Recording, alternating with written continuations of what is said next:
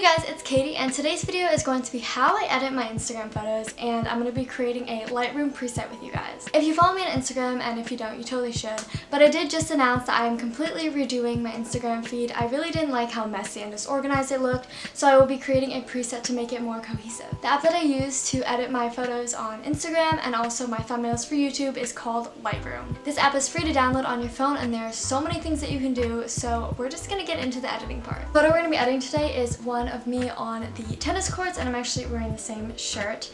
We're going to start off with the most basic settings, which is manipulating the lighting. For the exposure, we're going to turn that up to plus 48, and then we're going to turn the contrast up to plus 25.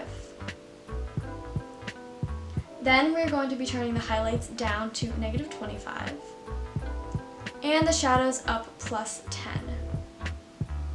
Then we're going to be doing the whites and the blacks, so the whites go down negative 10, and then the black is going to go down negative 6. Well, that's 7. It's hard to get it perfect. Okay, so as you can tell, if you press and hold down on the picture that you're editing, you can tell the original from the edited one. Obviously, this one looks much more brighter, and I like it better already. Next, we're going into color. We're not going to do too much with temperature and tint. We're going to turn the temperature up plus 4 and the tint up plus 3. For vibrance saturation, I also don't like to mess with this too much because oversaturated photos kind of look weird. So vibrance is going to be plus 2 and saturation is going to be plus 7. Okay, now it's time for the fun part, manipulating the colors with the mix color wheel. So it's up at the top.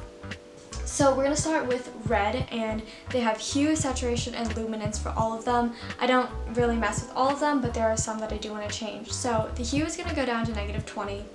The saturation is going to go down to negative 48. And then we're going to leave the luminance alone. For orange, the hue is going to stay the same, negative 2 for the saturation, and then plus 5 for the luminance. For the yellow, saturation is going to go down 100%, and the rest is going to stay the same. And as you can tell, there's already a big difference in the photo already, and I like it a lot. The green is going to change a lot just because there is green in my background, and we want more of a bluer tone. So we're going to turn the green hue down to negative 48. And then we're going to turn the saturation down to negative 75. So watch the background change. See how it's getting much lighter, and it doesn't even look like green at all. So as you can tell, it doesn't look green like I just literally said, but I don't really like it that much, so we're going to turn the saturation up a little bit so there is a hint of green, but it's not overpowering. For light blue, it's going to be saturation plus 23 and luminance minus 65, I believe. Yeah, 65. Way down there. And then for blue, purple, and pink, we're actually going to keep them at 0. You can manipulate them however you want. I don't know why I keep saying manipulate, but you're basically manipulating colors. I'm just going to keep it that way. So after all of those are done, as you can tell, basically what I'm trying to say is there's a big difference from the original, which I really like. Next, we're going to go into effects and then hit split toning at the top. This gives you highlights and shadows, and as you can tell, it just really makes the picture go wild. We are going to make the hue at 90%, and the hue is the horizontal, and then the saturation is up and down, which is vertical. So we're going to make the hue 190 degrees, and then the saturation 4. And then for the shadow part of this, we're going to make the hue 219 and the saturation 4 as well. So as you can tell, this is a huge difference. And then bring that all the way down to 4. Perfect. Okay. After that, we have clarity, and that is underneath texture. You can mess around with the texture, but I don't really know what it does, and I don't really like it that much. So clarity, we're just going to bump up to 10 just so the photo is sharper. And then the sharpening, which is all the way down. Oh, it's not down there. It's under detail. We're going to go to detail next, go to sharpening, and make sharpening 25.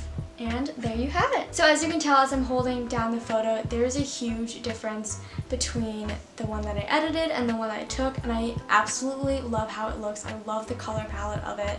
So now I'm going to show you how to make your edited photo into a preset so you can save the settings.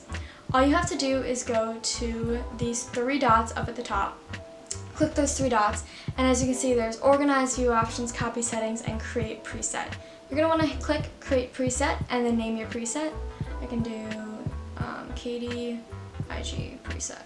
Okay, so you name your preset and then hit that, and it adds it to your user presets. So we're gonna go into another photo that's actually unedited.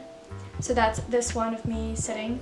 And then you're gonna go all the way over, and there's three different things. There's presets, previous, and reset. You're gonna go to presets, and then these are all the presets that you have. Go to the one that you just made. I don't know the alphabet, K-A. So you found Katie IG preset. Click on that, and it automatically does it for you, and you can adjust as needed, and you can already see the big difference. So since there's so much grass in this one, I might want to go in and change the mix and put the saturation up a little more, just because there's so much grass and it looks kind of weird if it's too dull. So yeah, I don't know how I was gonna end that. I'm gonna show you how the preset would work if we wanted to do a photo inside, and so we're just gonna click the preset again. As you can tell, it's much brighter, and I think I'm gonna I cannot speak today. I think I'm gonna wanna add more vibrance and more color to this, and so you can just go in and adjust as needed. I think my skin tone's too light, and I love how it looks. Here's an outdoor one of me and my friends in Rome. A, B, C, K. Beautiful, it looks so good. And so, as you can tell, these are the photos that I will be posting later, but it's just such a cohesive theme. It looks pretty, it's bright, it's airy, it's very vibrant, and it's exactly what I wanted. Thank you guys so much for watching. That is it for editing my Instagram photos on Lightroom. I hope you guys enjoyed the tutorial. Let me know if you guys want more.